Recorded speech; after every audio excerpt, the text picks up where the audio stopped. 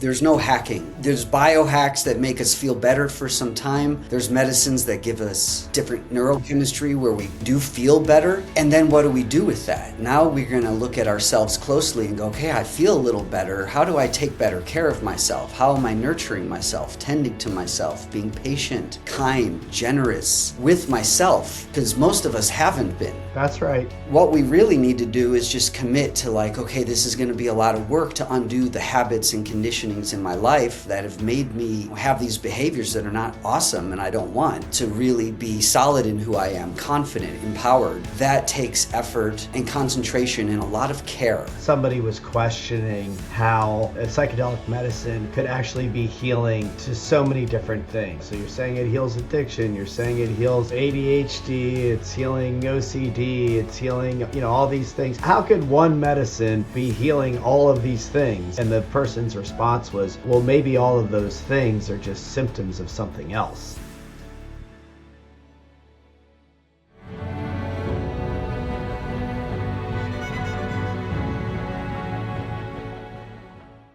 I'm really excited. Today's guest is Michael Shapiro, and he wrote this wonderful book that I put on the top of my list last year called Truth Medicine, and I really related to the book, and I really appreciate you taking the opportunity to come share with me your journey.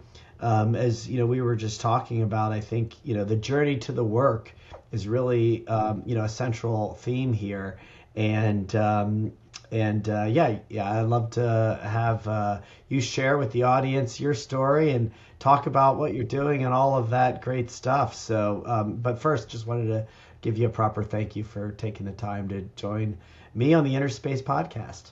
You're welcome, and I hope this is of benefit to all the listeners out there. And if my story's useful, then that's even better, because it certainly was a journey to get here, and there's no easy way of being who we are and the best of who we are without going through a ton of challenges and growing through them. I think people want to be at the top of the mountain at a really good, easy, centered, grounded place, and that takes tremendous amount of work. Mm-hmm. And I find people want to do the ketamine or do the psychedelics really quickly and then be like, I'm going to be better after that. I'm like, you're going to put a lot of effort into who you are and who you want to be. So I guess for the listeners, and I've been with world famous teachers and I've studied with them, and they are all working hard to be who they are. So I guess I just wanted to put it out there that there's no easy way of being the best of ourselves without really putting in effort. Yeah, I'm really glad that you started there, and we can kind of jump around a little bit here, but that's something, and it's actually ironic. I was literally journaling about that this morning. I've been writing this daily reader, which is really for myself because I like that format. But I was writing in today's passage just about that, and I really think it's a critical piece that I do want to just let's spend a minute talking about that particular thing. It's wonderful that books like yours are out there, and that psychedelic medicine has become really in the forefront of mental health. I'm super excited about this, but I do think it's getting lost a little bit that this is hard work, and in fact when you and I'm just speaking from experience in my own belief, that when you start with psychedelic medicine, you're just at the beginning of the work.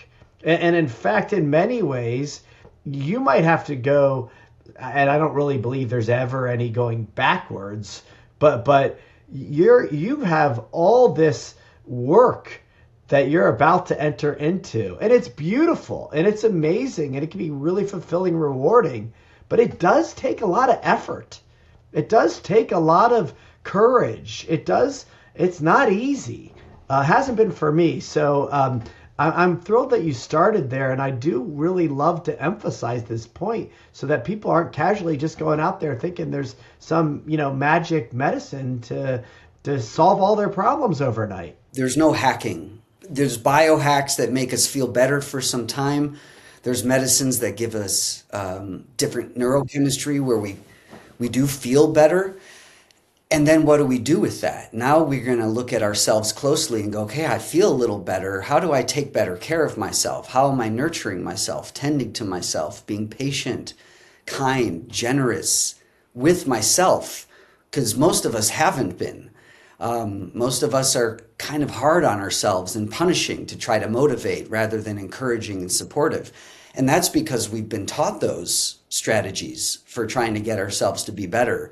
And when we fail, because punishing always generally leads us to failing, we then also use old strategies when we feel bad to cope with feeling bad, drinking, sexing, Amazoning, over whatever we all do that makes us feel a little better in our nervous system and our psyche. When what we really need to do is just commit to like, okay, this is going to be a lot of work to undo the habits and conditionings in my life that have made me, have these behaviors that are not awesome and I don't want, to really be solid in who I am, confident, empowered. That takes effort and concentration and a lot of care. You see me like I go in a lot of care of ourselves. Mm-hmm. And so that's really the work I'm helping people do. And that's what I've learned to do over many, many years through guidance of teachers and therapists and, the practices. We didn't mention I'm a Buddhist monk and I'm a clinical psychologist. So the confluence of those two things have really been supportive to me as I've learned to do all the things I've just talked about. Yes, I as I was getting ready to come down and hop on the podcast, my Be Here Now hat jumped off the shelf at me, so I threw it on because of the focus of presence. Let's actually unpack your journey a little bit, because you do have a very interesting background that led you clearly to where you are. And I want you to put it in your words. But another one of the things, and the reason we do this format on the podcast, but something I'm really pretty convicted about is how our lives are divinely perfect, and that there are these pieces, this piece of a mosaic that when you put it all together, it does seem to unfold in this really magical way. Even if it can be messy and difficult and hard and twist and turn, it lands you where you are. And I think if you're integrating this work in your life, it does allow you to land in a place where you can be extremely creative and very impactful with how you choose to spend your time and live. And that's what it seems like you've done. But quite an interesting journey. So take me to the beginning.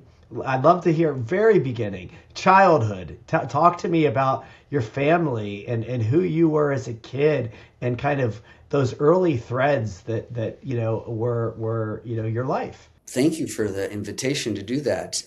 I am lucky enough on podcasts and interviews that I get really beautiful invitations like that. And it's not all about me being an expert and teaching about the clinical stuff, because really the clinical stuff is built on human stuff. And so I don't mind sharing and being vulnerable too. I grew up in the shadow of the Holocaust. My grandparents were Hungarian, and my grandmother went to Auschwitz, she was fucking taken and put on a train and put in a death camp, and her family was really killed in front of her, many of them. And my grandfather, because he spoke 3 languages, was inscripted. He was a slave soldier for a Nazi army, a Nazi group.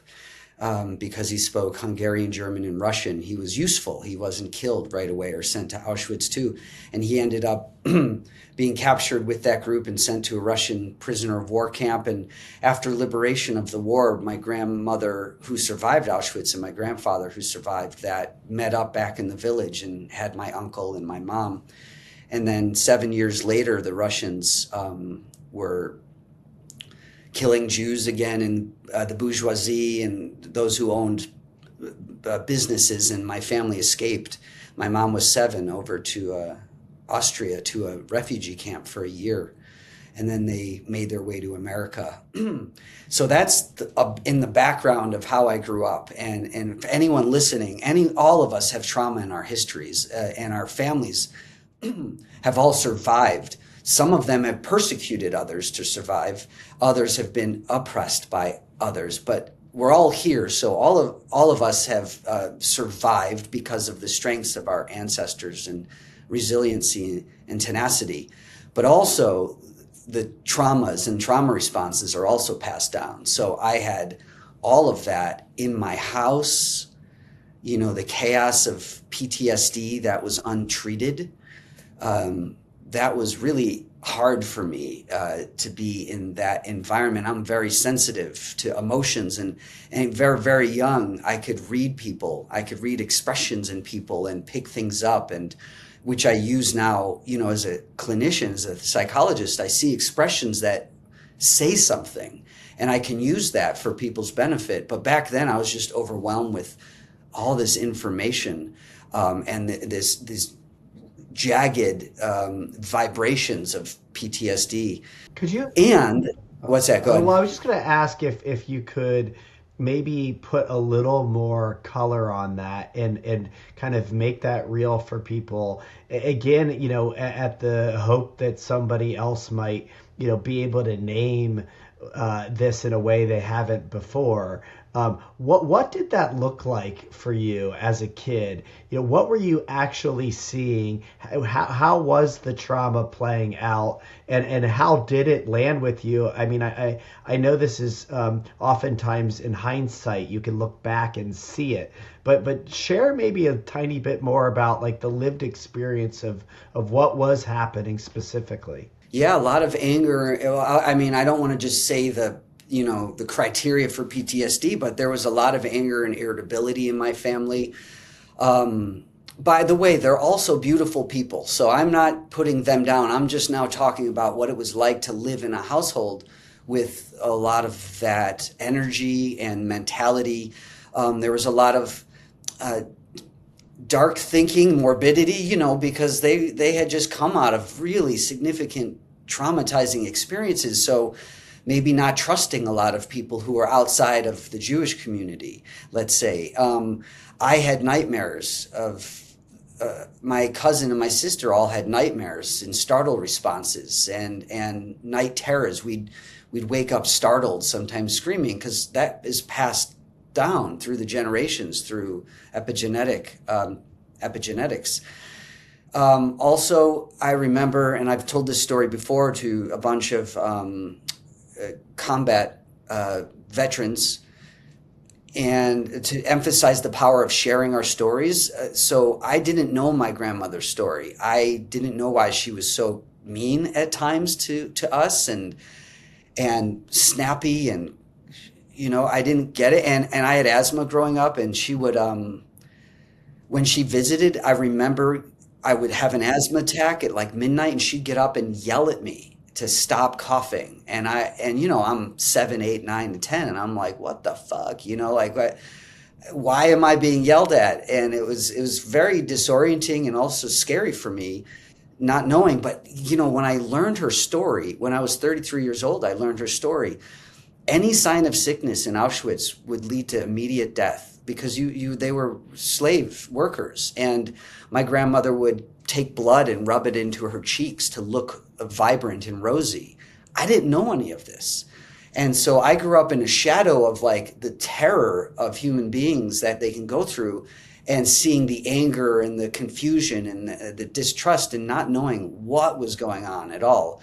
And so when I, teach military and first responders, I'm like, guys, like, sharing your stories gives context to your behavior, and it actually helps people relax a little bit. But I didn't have that. So it was kind of lots of tension and like underlying terror that I had to work throughout my life, which I did tons of drugs for a while. And then I found meditation and, all the shifting. Yeah, let's be. I want to talk about that part too. But I also really want to highlight something that you said, because I find this to be important for me and in my background, that And you spoke about the generational trauma and how it is passed down.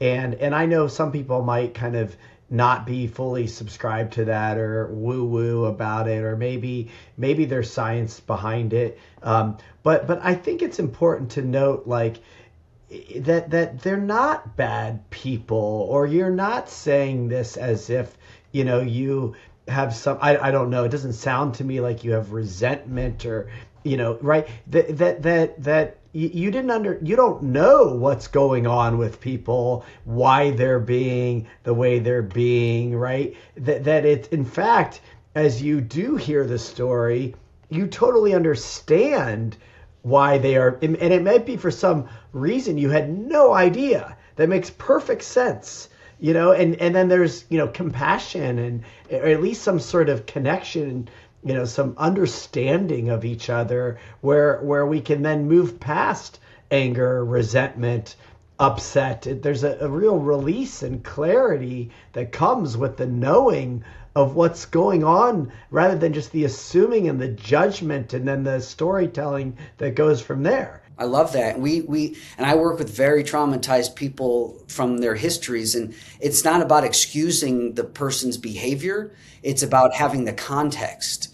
And that does more than likely increase our sense of understanding and even compassion toward those who have hurt us. And I'm never like, hey, we have to forgive the people that are hurt us. That's up to each person to do that internally. That's right. But it does give us context, which really goes, oh man, I didn't know how bad it was for my parents or their parents. And it does help me understand why I was treated the way I was treated, but without having to excuse the behavior. Because that's not, because we need to also be firm in saying that it wasn't okay how I was treated. That's right. I'm glad you're highlighting that, because that's right. It doesn't mean that it's an excuse, but there is an opportunity, at least, to have some understanding, connectivity, and then choice as to how to proceed. And Yes. and okay, good. All right, so let's talk a little bit. Then you mentioned the drug use. You mentioned kind of where you go with this, because and you can take this wherever you want. But what does happen. And I'm not an expert here. I have zero credentials. But what I know to be true is that for many of us, it lands in the body, it lands within us, it's unconsciously getting into our minds and our bodies, and we have to then do something with that. And so tell me about how your life starts to unfold as a result of living with this in this house of trauma. Yeah, and also a house of art and creativity and inspiration. My mom was very much into making sure I got access to the arts and supported my creativity. While my dad and I had a relationship, he helped me do hockey and explore that part of myself too. So there was definitely psychological and emotional abuses and traumas for me growing up, but also simultaneously, I was highly supported to study and to play music and do some sports. So I just want to make it clear, I'm not demonizing my family. I'm just putting the context out there that there was heavy trauma and that did impact me. I often ended up going to solitude when I was hanging out with my mom's family a lot. And they're amazing, beautiful, funny people, but also highly traumatized. And I ended up reading a lot on my own. We'd go on family vacations. I'm like, this is too much for my nervous system. I didn't know that at the time. I just felt overwhelmed and overstimulated. Now I know, I can tell you the science about it, but it's really more important. The human side was I felt overstimulated and overwhelmed. And I found weed at 12. I was like, oh shit, this calms me down, and hung out with older kids because I had my mind about me even then, and hung out with older kids. I started trying psychedelics at 15, not suggesting that to any teen listeners, or it's just what I did. And so two things were kind of happening for me. One was that I was soothing myself using drugs to like calm down the angst I felt, also connecting with friends. And the other part was I was having kind of deeply mystical experiences, even at a young age, connecting to nature, connecting to the greater fabric of the universe. I didn't have that language then, but that was what was happening. And so I felt connected to God and to nature, and that propelled me to study Buddhism at 18. Like, what am I experiencing here? Is there, are there teachings? Is there something I can learn that has kind of reflected in my experience? On the other side, I continued to self-regulate with drugs because I was anxious and angry, and my trauma, I had my own PTSD. And so drugs took me to soothing, and they took me to mysticism and Buddhism, and I'm almost 48. So that's a long time Yeah. of studying the mystical path, the non-dual path, Zen, Thai forest tradition. So I'm deeply grateful for the terrible nervous system I had, because it led me to drugs, which led me to having a relationship with the universe, and then being able to now use it to heal and help people grow. Yeah, interesting. I also have a similar story, which, I'm not going to, get into too much today. My audience has heard me talk about it over the years, but for our conversation, I also similar, some trauma in the house. And I love that you shared, the good parts too, right? Because that's important, right? This isn't a story of just trauma, but you want to explain, sort of how the trauma did guide you and how the good parts were guiding you, because it's all a part of it. And I also found drugs, and I call them drugs in the way that I was using them then versus medicine in the way that I use it now. But for me, and I'm curious for you, yes, mystical experiences, yes, very mind altering, expanding experiences for me, but also because I was doing it in such a way that was totally without any boundaries. There was no set and setting. There was no intention. The intention, in fact, was soothing. It was I wanted to feel, I wanted to escape, I wanted to feel connected to friends. I think I was even identifying as like a fuck up or something, and I was doing drugs, right? And that being the druggie, was sort of a identity I was taking on in some ways. So it was sort of this both, right? Like I was actually being kind of called into something, pulled into something that was so much greater and healing, right? And very connecting with my friends and so on. But it was also very traumatizing because it was not being done in a proper way. And so I had a lot of bad trips and like it really tough, experiences too.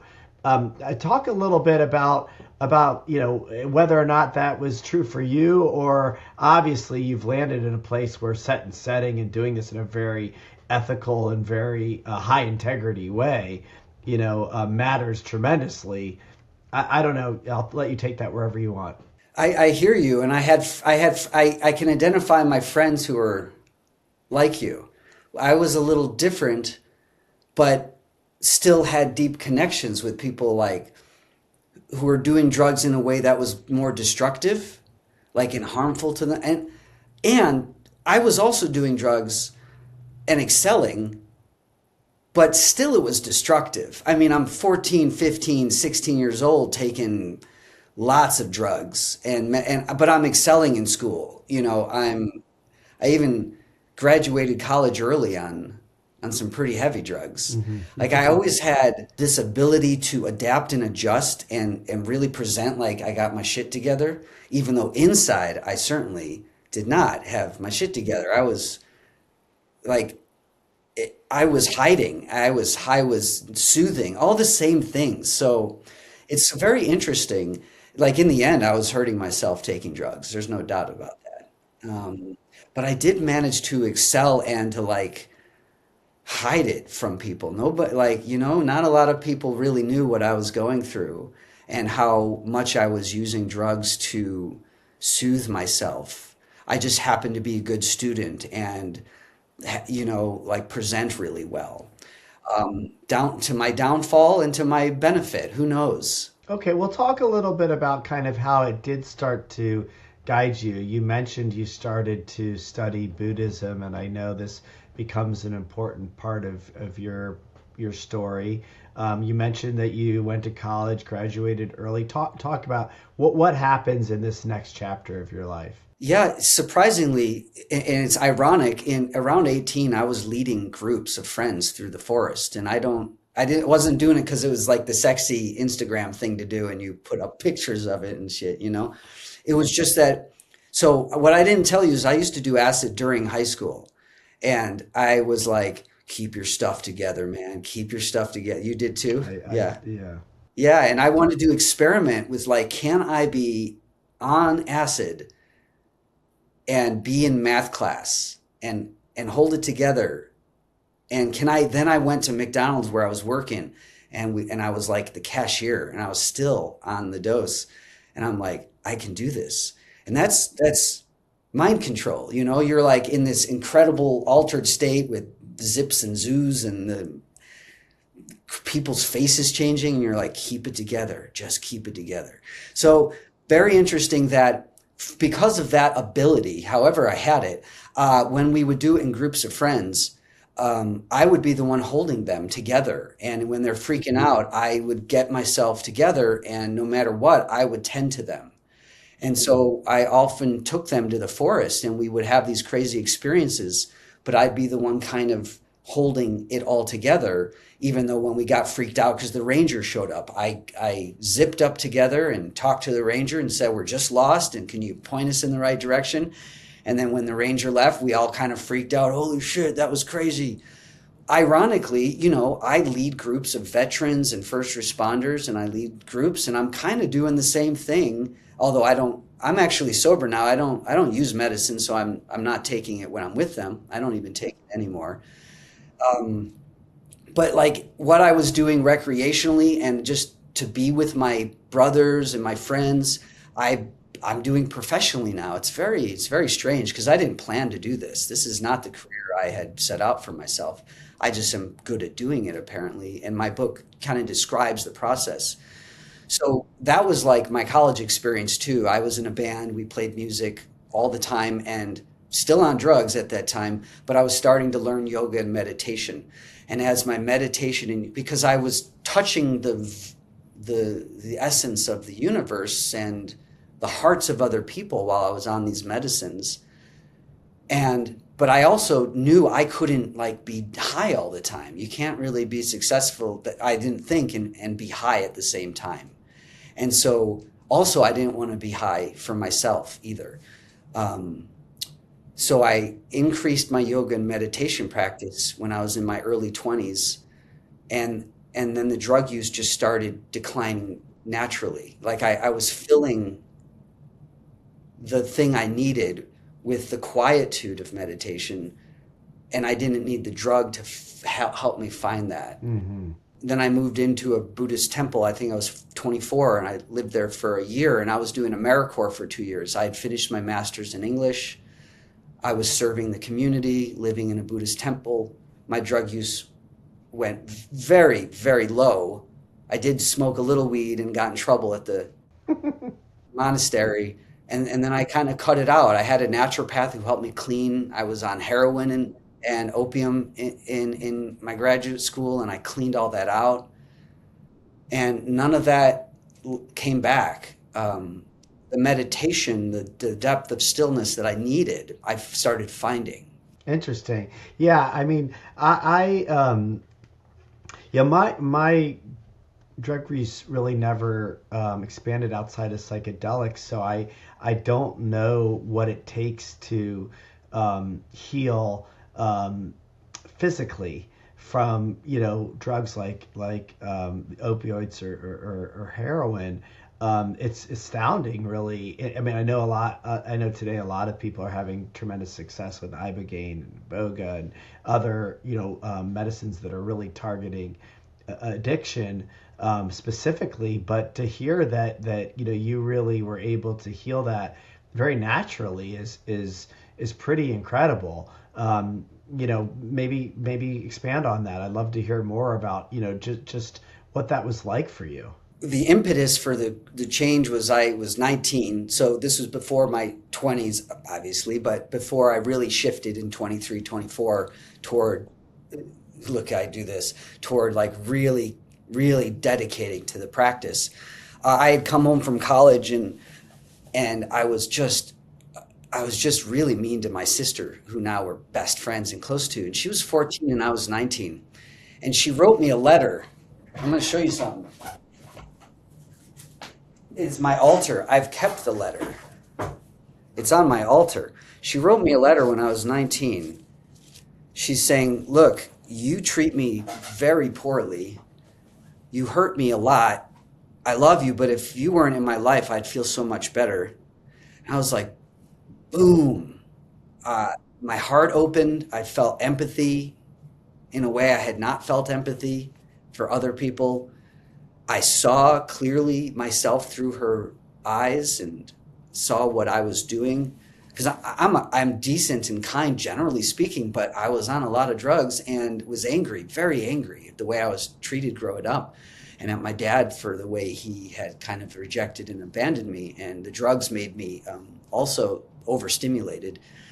And I mean, this was 30 years ago almost. Look at it. And it is a symbol of somebody being clear and direct with me, and a symbol of how empathy and compassion opened me up. And that's when I started kind of recognizing, oh, I don't think I want to be on this stuff. Like, it is not good for me and it's not good for other people.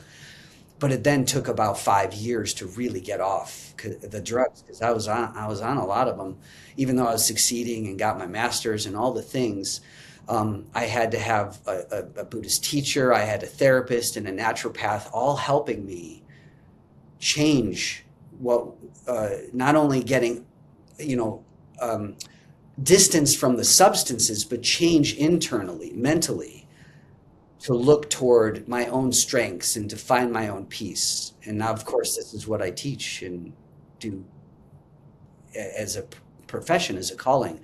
But I had to have good people help me shift out of that toward, who I would become. Yeah, I was listening to Michael Pollan on a recent podcast talk about his work with his new book, and he had a conversation with I can't remember exactly who it was. I want to say it was a researcher, maybe at Harvard, and somebody was questioning how medicine psychedelic medicine could actually be healing to so many different things. So you're saying it heals addiction, you're saying it heals ADHD, it's healing OCD, it's healing all these things. How could one medicine be healing all of these things? And the person's response was, well maybe all of those things are just symptoms of something else, right? And so it is interesting to think about the root cause of what's really causing all of these reactionary right. And I think that oftentimes people are very dismissive. Oh, well, he was born this way. Oh, diagnosis. Or, oh, he's a drug addict. It sounds to me like you had a lot of support with these practices, and that people were trying to support you both physically, right, and mentally, and really helping you develop as a human being to understand what was really at the root cause.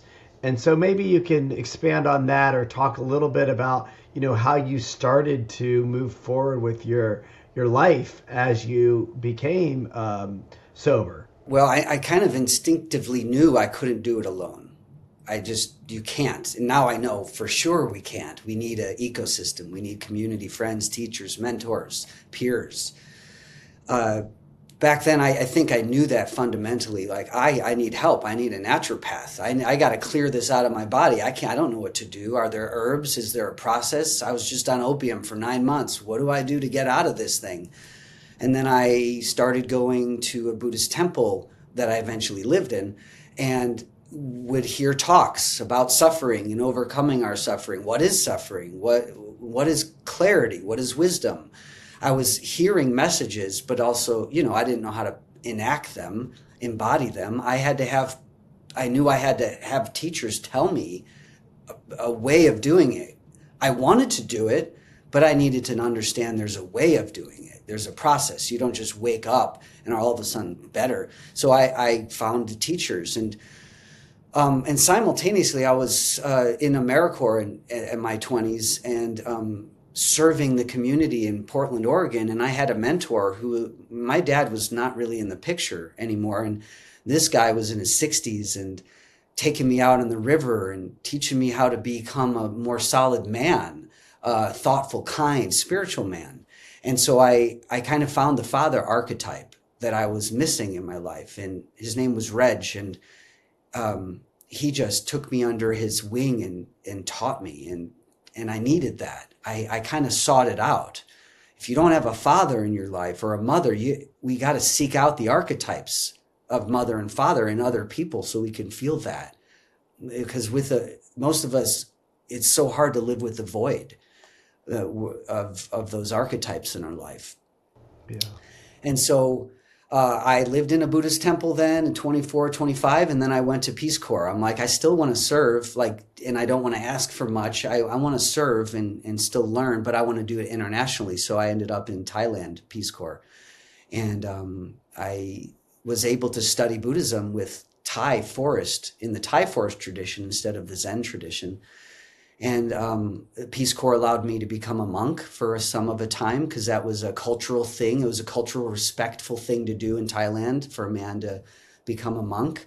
And so I was able to live in caves and temples and live with hermit monks and study, and then return to service of the Thai community I lived in. And I also met the woman who was to become my wife for 16 years. We met when I was in Peace Corps, and she is Thai. And that changed my life tremendously, to be with someone who is so grounded and so wise without any of that nervous system damage that so many of us have from traumas. She didn't really have many of those. So I've never met a person like that before. And our polarities brought us together, my wildfire and her soothing, calming waters. So that was a huge change for me too. And she gave me so much space to be myself. In the end, I wasn't able to regulate enough. I stayed kind of in that PTSD mode even for most of those 16 years. And that was a bit much for her. And but that was a beautiful experience, to be with someone who was naturally regulated and naturally Buddhist without talking about it. I love that. Interesting. Yeah. Well, I know, we're a little bit tighter on time today, so I don't want to, I want to make sure we leave time to kind of unpack the full journey. I'm certainly curious to maybe have you just share a little bit more about that, as, you and I are similar in age, and, I want to, kind of highlight the relationship piece. There's a lot of people out there that are in long-term relationships, and it's a fascinating thing to think about. Kind of what everybody brings to the table.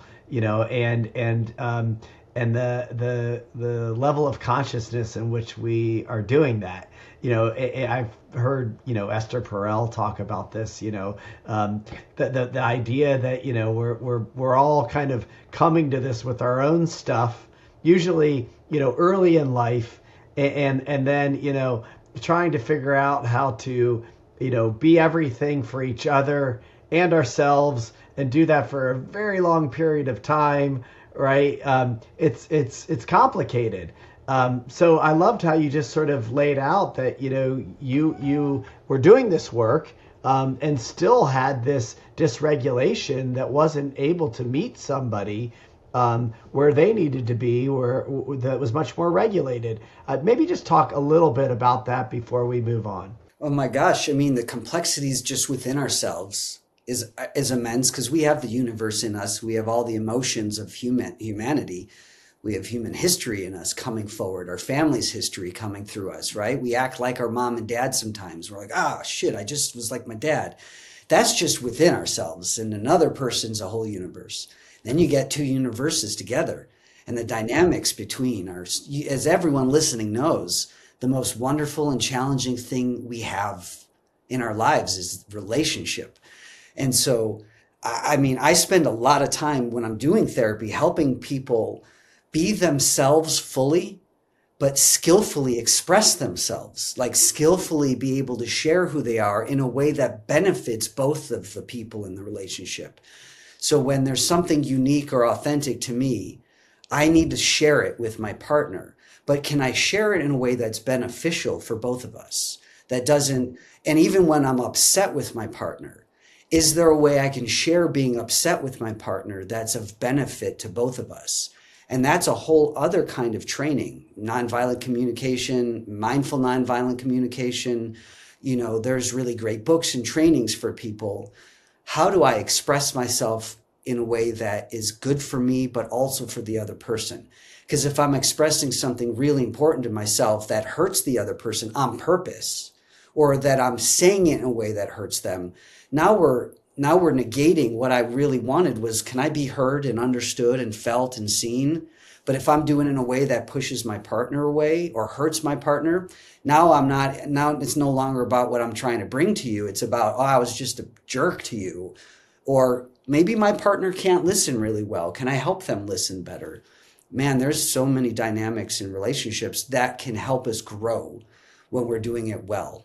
Man, wow. Well, there's a lot we could probably talk about just there. We could probably do a whole episode or series on relationships.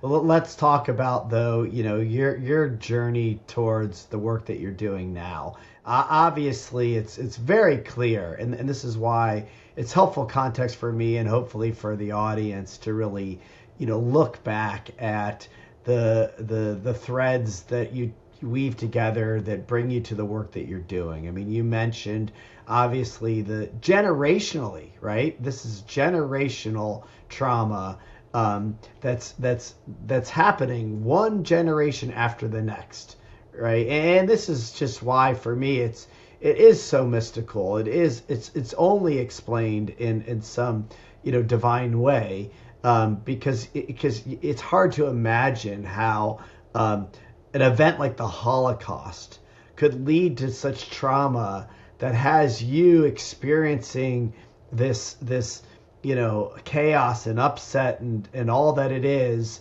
that then leads you down a path of drug use and lands you in the monastery and ultimately has you healing around the world, right? So that you can have all of this lived experience and all of these tools, all of this integrated intellectual and embodied experience, learning that has you able to do this work so that you can help other people. I mean, it's unbelievable.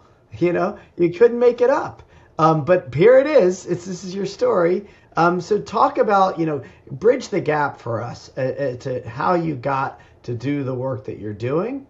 And then we can talk about, you know, the book and the work that you're doing. Yeah. So after Peace Corps, I go back to Portland with my new wife and I serve the community more. I'm serving kids and and I'm teaching yoga, and people are coming to me for spiritual advice now. I had been a monk. I'm older and I'm teaching yoga, and I have all these people coming to me going, can you help me with depression, anxiety? I'm thinking of committing suicide.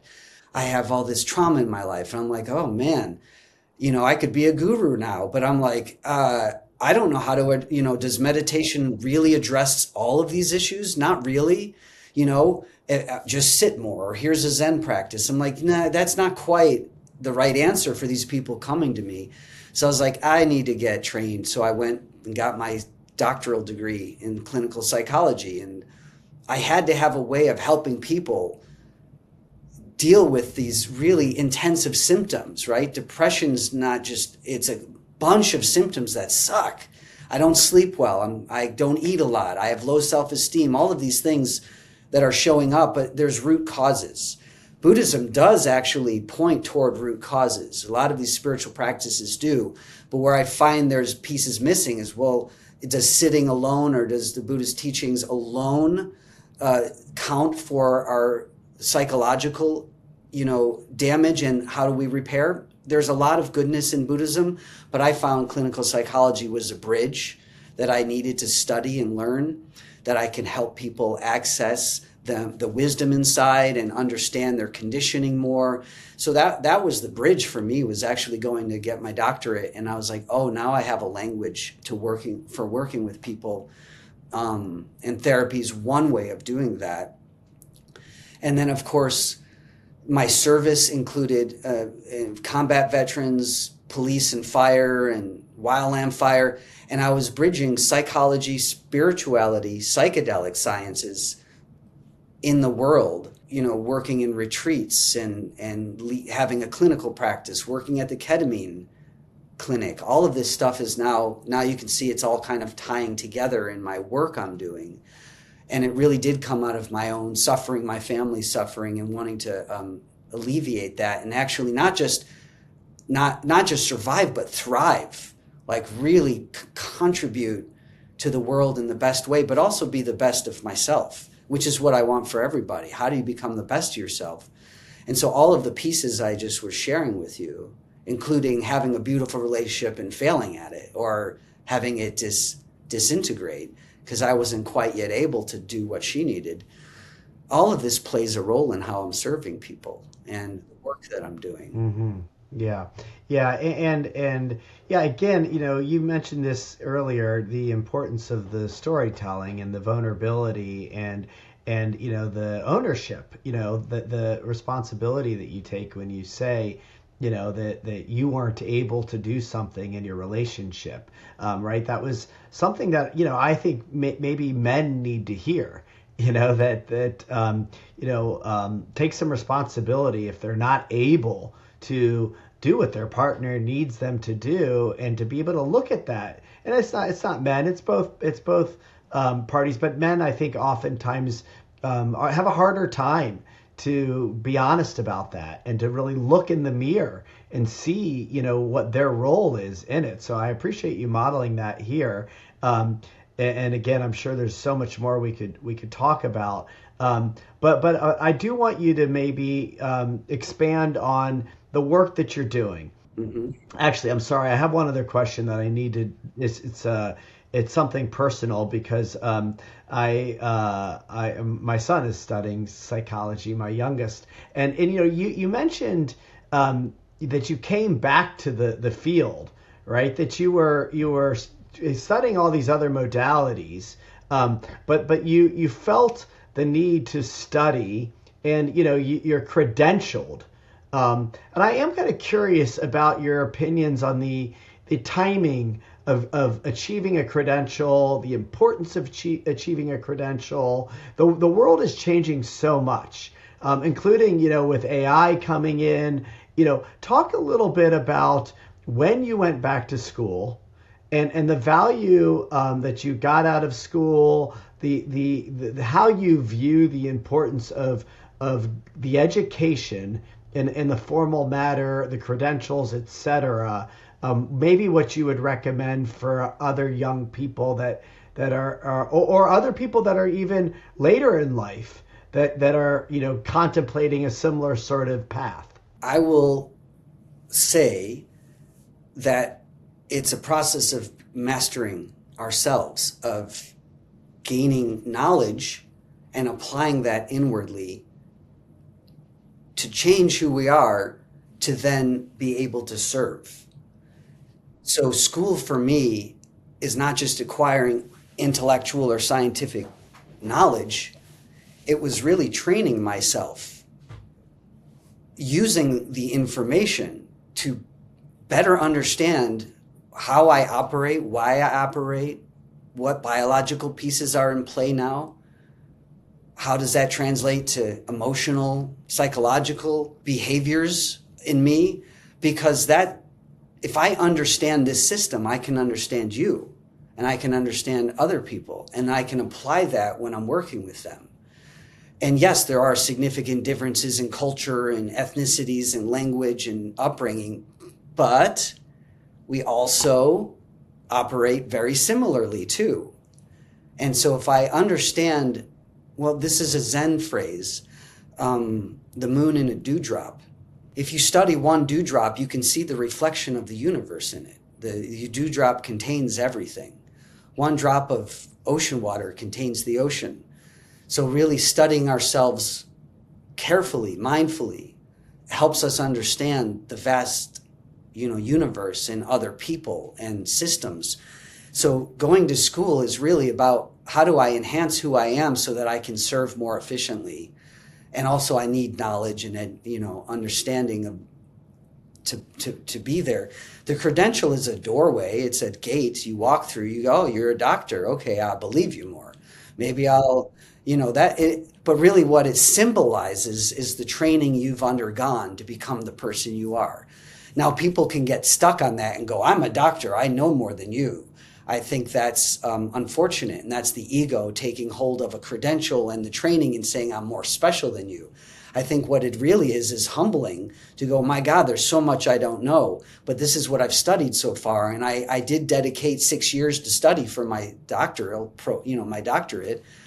I'm not better than anybody because of it. I just have a wealth of knowledge and experience I can apply, but it should make us humbler, not more arrogant. I really like the way that you just laid that out, and it really feels very sincere that what you studied was yourself. What you were studying was this, experience of yourself and an understanding and a knowing from a very, intellectual standpoint, what's going on. And not just going on with you, but going on with others, so that you are more capable and competent, more so than credentialed. Although I also think it's an important truth, even if it's one that is flawed.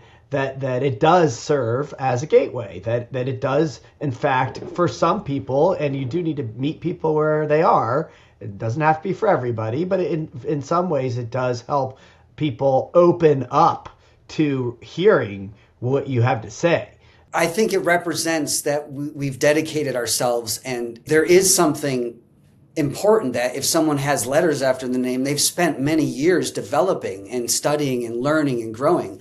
I think for me in this Instagram culture now, we didn't grow up with the Instagram culture. I don't even want to promote myself on that stuff. I'm like, because there's so many people without real deep training and having done the work, saying, come to me and I'm going to heal you. And I've done a weekend shamanism course and I'm a shaman now, or I'm a life coach just because I had a certification course. I'm like, ugh. I hesitate around that because I know the real effort and dedication it takes to becoming someone with the credentials who have put in the time and energy and effort and sacrifice and aren't just saying, hey, I can do this just because I took a course, but like, hey, I spent 6 years. I have two masters and a doctorate. I've spent a lot of time working on this thing so I could give you something that is backed by science and research and history of philosophy. There is something to say that's important too, but I'm not saying that's the end goal. I'm not a doctor just to be a doctor. Yes, I get it. I agree with, I love the way that you are sharing that and the way that you're approaching it.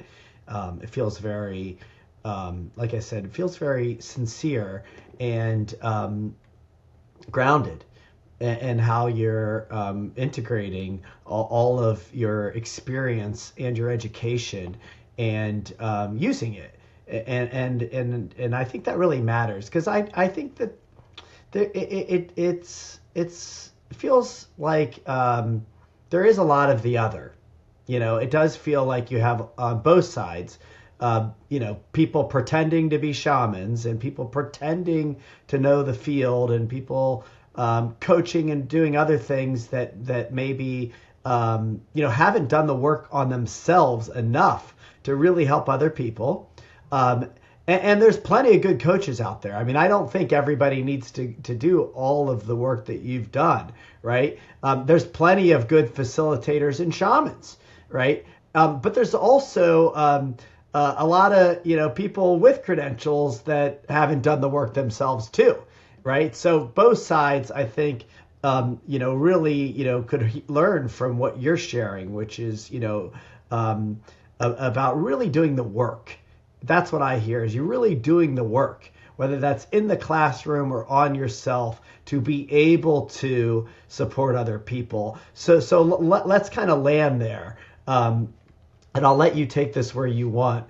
Obviously, the book, Truth Medicine, Healing and Living Authentically Through Psychedelic Psychotherapy. It's a wonderful book. Wonderful book. I really, really appreciate it. And obviously, you've got, Rick on the cover. I happen to know Rick too. It's endorsed, by many. You're obviously very, well thought of in this field. But share with people what you want either about the book or your retreats or the one-on-one work. Talk about the work that you're doing today. And what I really want to hear is why. Why, after everything that you've done, have you landed where you are, and the importance of the work that you're doing now, and why you think that's where you're meant to be at this point in your life? Yeah, I think what's really important, what's coming forward, I'm not anything special. I think of myself as a dude with a dog. My dog is my best friend, and I spend so much time with him, especially on retreat in the mountains. The work itself is special, and where people go with who they become is amazing. The book and my work is helping people wake up to their potential. And oftentimes our potential has been denied, repressed, oppressed by others, by family, by parents, by the culture itself, setting limits on people. And then we internalize those limits and thinking I can't do it because of these things. And my job is to go, that's all lie, that none of that's true. Maybe you have some limitations. We all have limitations, and we have loss because of those limitations. But there's a universe that's expansive and infinite around you, that if you're just focusing on the loss and limitation, it's like looking at a closed door that's just standing by itself in a desert, instead of looking around the door going, oh shit, there's so much more here. I'm just looking at a closed door. Most people see themselves as closed doors. I can't. And my job is to go, why are you even thinking that way? What got you to thinking that way? And what if you didn't think that way? And if you saw, not only could you open the door, but the door is a frame that is connected to nothing. And there's so much potential around you and in you. What would life be if you saw it differently? And how do you wake up to the vast potential of who you are, your creativity, your geniuses, your passions, your dreams, your visions all matter. But we deny them so often, or we poo-poo them. I got to make a living. Yeah, you do. But is there a way you can do it that fulfills you to your depth? That's what's important. It's not me. I'm not important. But the teachings are important. And waking up to who you are is important. So that's what I spend my life doing. One person, one group, one organization, one community at a time. I lead huge groups. Can you all wake up together? Can you wake up tomorrow morning thinking of what your passion is for the day? And I can lead retreats, and it doesn't matter. Like, the message is the same. There's something in you that wants to come to fruition. Can we support that? And then what's in the way of that? That's what I'll say. That's great. I appreciate you sharing that. I like the humility, and I know that you mean that sincerely. I will say, though, from my perspective, when I hear that, I think it's beautiful that you see it as the work, and I agree with you ultimately. But somebody has to facilitate that work. Somebody has to lead that work, and you're doing that, and I think that is important. I think that is very important, and I think it's really inspiring for me personally, as somebody who is trying to also make a difference in other people's lives. And so I just want to, honor what you're doing. And I know, and I'm not trying to, blow smoke or something. I really do love the humility and the belief, and the knowing about what the work is and what's really what's really happening here, right? But we're all, playing a part in this, or we need to, right? Whether that's our own healing and showing up better in our lives, as partners, spouses, fathers, friends, right? Children, mentors, co-workers, whatever it is, right? We all have to play our role. And I really do believe that once we do enough work, right? And there's always work to be done. I'm sure you are doing plenty of your own work still, right? Because you're constantly learning. Back to the beginning. Where you don't just land on some mountaintop and go, got it, can cruise now, right? Life has a way of continuing to have work to do. But once you kind of have a little bit of learning under your belt, sharing it with other people, helping other people is really important, and you're dedicating your life to that, and I just want to honor that. No, thank you so much. And that's true that I am dedicating my life to it. I decided not to have kids on purpose. It's like my first responders are kids. If any of you know firefighters, I work with them and they're my children. And if you're listening as a firefighter, I know you know what I'm talking about. My cops are my kids. My combat vets are my kids. I love all of them, even though some are older than me and they could all kill me. I don't care. I love them. And I love that I get to hold space for those men. And I also have groups of women that I get to lead, women's empowerment group, because we're doing the same work together and just differently, focused on women's issues. And I can't help but serve. I wish I didn't. I'm introverted. I'm great on stage, and I'm a performer. I'm a character. But I go to the mountains every weekend to retreat because I need to, I just gave all week. I need to come and be quiet. But I can't help but serve, because once you do this work, you can't, like you said, if you're doing this work, you don't have to be a person in my position. Being a better parent or a greater parent or mentor or grandfather or spouse, that is a beautiful way of serving. You don't have to write a book and lead retreats like I do. You just become a better version of yourself. And out of that, you naturally serve other people. That's why nothing special about me. I just happen to choose service as my calling. And out of the work comes like a deep love of the animal and planet and humanity. And like you're naturally serving because you felt called to it. Out of your own work, you're called to serve. And that's true for all of us who really put in the effort. When you're on the mountaintop, you radiate. You radiate that everywhere you go, and you come back to the village and the marketplace, and you're radiating the peace you found from the mountaintop. And that's also why I go to the mountain every weekend, to come back to give, so I can give. But thank you for seeing that. I appreciate it. I do serve and have given my life to this. Michael, thank you for giving your time to me today and to our audience. And I'll let you just wrap up. Any final thoughts? We'll make sure people know where to find you and Truth Medicine in our show notes. But any final thoughts on anything you'd like to share with the audience? Yeah, everyone listening, you are worth doing the work. Every one of you is worth putting in effort to learn how to care for yourself better, tend to yourself, and support yourself. That you have something in you that is beautiful and unique to you, and I want you to find a way to get that out of you. That's what we all need in this world. And yeah, you can find me however, through the show notes, but that's really what I want for all of us. And if you do read my book, I hope you enjoy it. And Brett, thank you so much for having me on and being real and having a real conversation together. Yeah, my pleasure. Thank you.